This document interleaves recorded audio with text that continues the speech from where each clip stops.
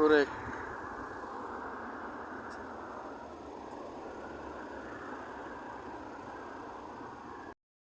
Guys, pupunta kami ng Haraj. So, may nakapagsabi kasi sa amin na sarado daw yung Haraj. So, titingnan lang namin kung ano ba talaga ang Haraj. Kaya itry namin, maghahanap kami ng masasakyan or either magbabas lang kami kasi nandito kami sa bus station. Meron namang bus papuntang Haraj A1. So, itry lang namin kung totoo na ang Haraj daw ngayon ay sarado. So, magtatanong kami sa taxi kung saan ang Haraj kasi first time namin makapunta ng Haraj. So, eto guys, nag-taxi na lang kami kasi yun nga, matagal-tagal pa daw ang bus. So, ang A1 daw ay nadaan doon. So, ito na lang, nag-taxi na lang kami papunta ng Haraj. So, ayan. Ito ang daan ng papunta ng murang tindahan. Murang mga bilihin daw doon. So, subukan natin ang puntahan, guys. Dito na kami, guys, sa Haraj. Walang Haraj. Kasi daw hinuhuli ng mga pulis na ngayon yung mga nagtitinda ng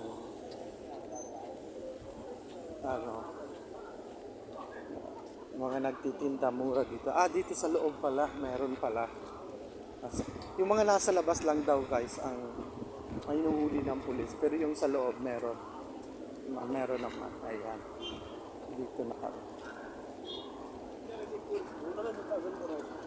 Ayan.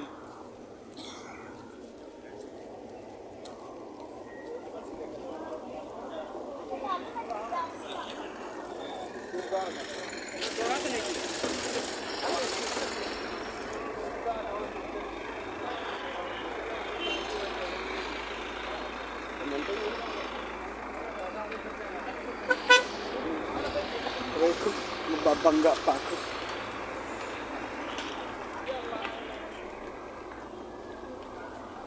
Okay.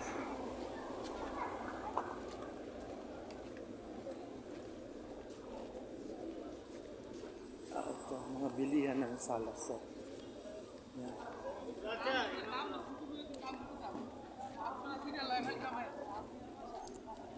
Dito daw, sabi nila, mga mura daw ang bilihin. So, dahil first time nga namin, hindi ko alam kung gaano ba talaga kamura. Ayan, yung mga salasat, yan ang salasat. Salasat, guys. Mga mura daw yan dito. Ito pala yung sinasabing Haraj.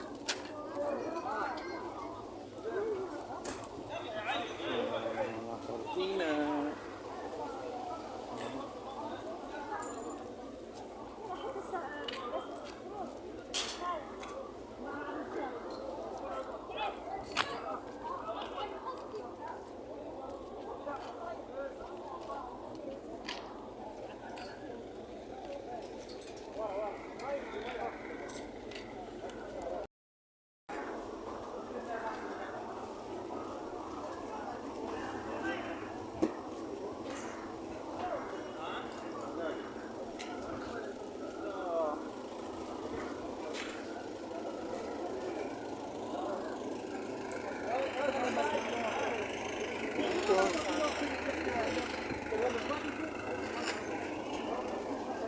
Ito. Ito din yung mga bilihan ng mga murang aircon. Mga second hand na sila. Second hand na. Sa Brosted. Ito po, second hand. Second hand air condition. 16,000.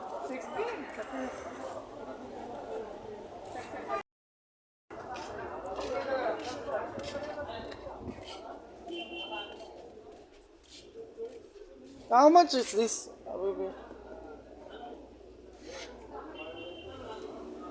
How much? Same like. خلاص خلاص هذا انا موجود. Barang.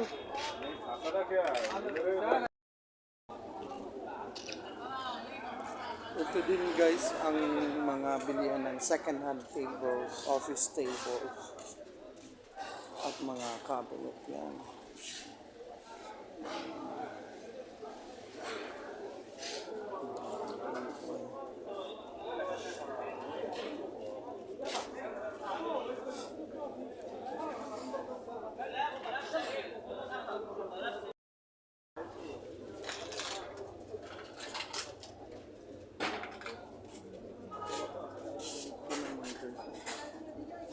Bilihan ang mga kitchen.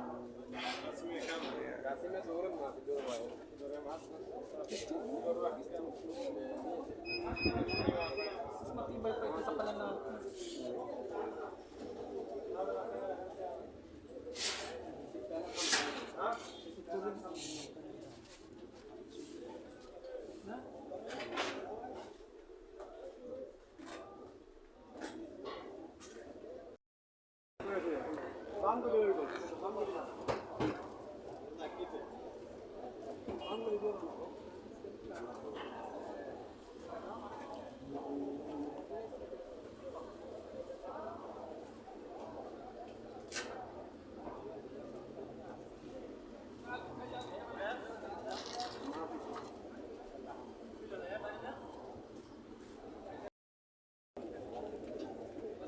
Ito naman guys ang mga tindahan ng TV.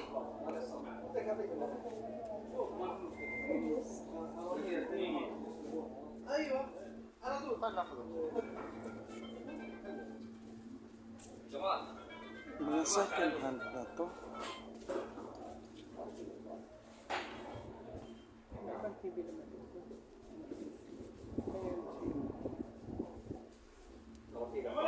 मालूम मालूम Kam hada? मालूम خلاص هذا سيل Kam. نو سيل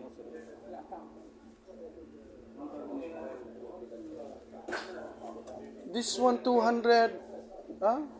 Yeah. 100 or 250. 200. No problem.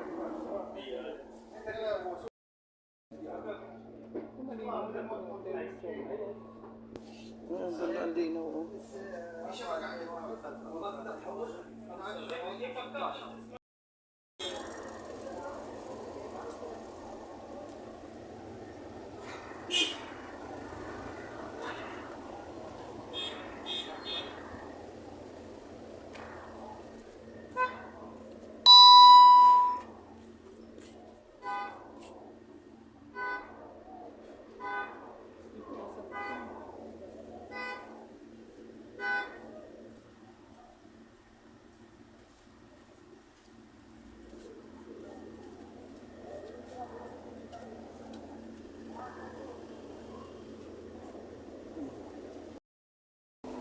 Ito naman guys ang mga lababo, kitchen cabinet, yan. Ito na mga tindahan nila. Iba-ibang style din. Pero mga second hand na ata. Ito mga second hand na dito. Ang ganda ng mga kitchen cabinet nila.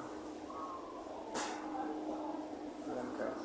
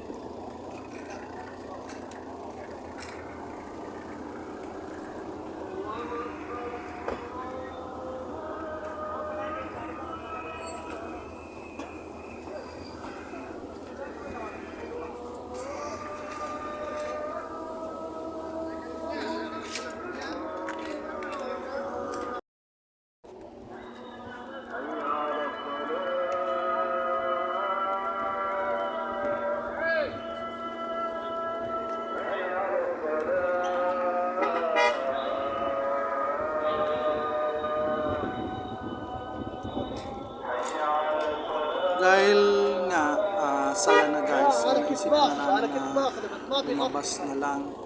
Pero nag-ikot-ikot pa rin kami dyan. Dyan mo makikita. Iba-ibang klase ng paninda meron sila. Ito ay sa loob ng garage na sinasabi nila. Pero lumabas kami para tingnan din yung labas na sinasabi na marami daw na paninda sa labas. Pero sa araw na ito, wala daw kasi lahat pulis ang nandoon at pinapaalis yung mga nagtitinda.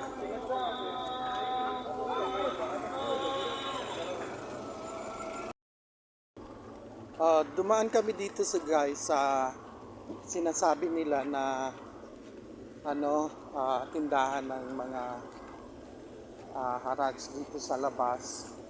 So dumaan kami, ito pala yung tinitindahan nila. So ngayon, dahil Sabado naman, wala pala, kaya pala malinis ang tinitindahan.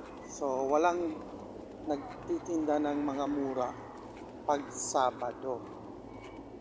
So may nakapagsabi naman sa amin yung taxi na sinakyan namin, hindi daw talaga sa pagtindahan ngayong araw kasi daw palaging may baladiya. So yung baladiya dito, yung parang sa atin sa Pilipinas, sanidad. So talagang mahigpit ang sanidad dito. So yan. So ito guys, ito yung tinitindahan nila. So wala, malinis na malinis.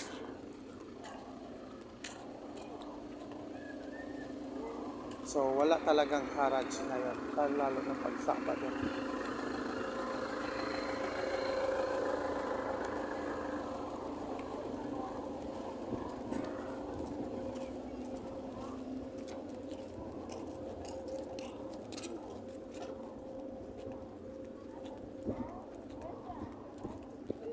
Yan, tatawid ako. Doon ako tatawid.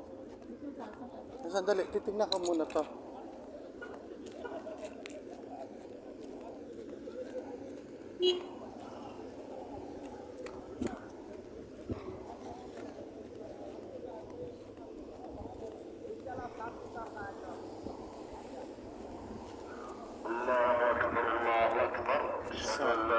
Yan, ganun kayo. أشهد أن محمدا رسول الله حي على الصلاة استووا تراصوا So, since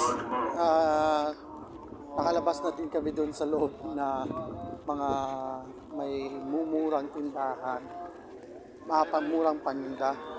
So,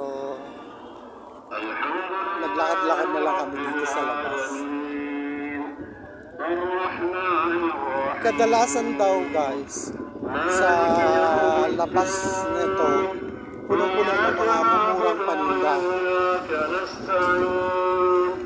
So, ngayon, wala kasi bawat kanto guys may sanidad.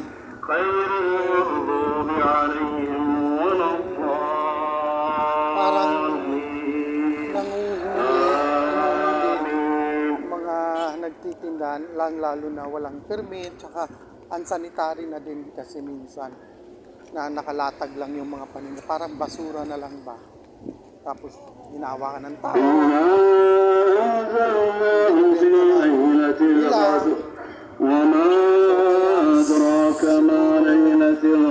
Talagang inigpitan na bawat paninda.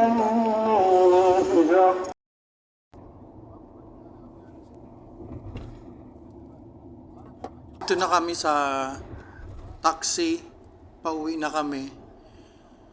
So, naisipan na namin na umuwi kasi wala namang mapapala kung maglakad-lakad pa kami doon. Yun nga guys, salamat sa panonood at pakikinig sa aking story about sa pinakamurang paninda dito sa Dammam, Saudi Arabia. Salamat guys. Continue to subscribe my channel. Thank you.